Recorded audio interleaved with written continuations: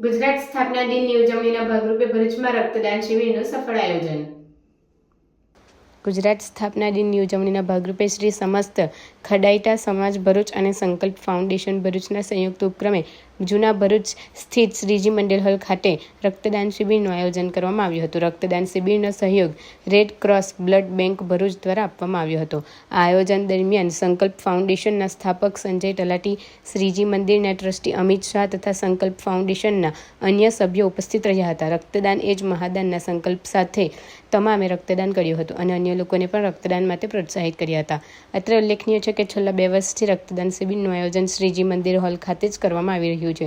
આ વર્ષે પણ વિશાળ ઉમરગાળા અને વિસ્તરણ સાથે રક્તદાન શિબિર યોજાઈ, જેમાં 40થી વધુ રક્તદાતાઓએ રક્તદાન કર્યું હતું. આ કાર્યક્રમના માધ્યમથી લોકોને જીવનદાયી રક્તદાન માટે જાગૃત કર્યા હતા અને સમાજમાં એક સકારાત્મક સંદેશો આપ્યો હતો.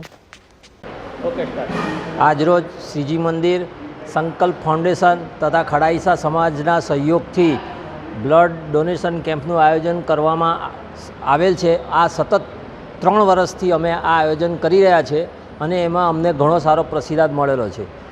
પહેલા વર્ષે અમને લગભગ 55થી 60 ડોનર મળ્યા હતા. બીજા વર્ષે અમે જ્યારે કેમ્પ કર્યો હતો ત્યારે અમને લગભગ 45થી 50ની આસપાસ અમને ડોનરો મળ્યા હતા અને આ વખતે બી જે ડોનરો આવી રહ્યા છે અને એના હિસાબે અમને લગભગ 40ની ઉપર ડોનરો આ વખતે બી આવશે અને અમને આની અંદર સહયોગ આપશે.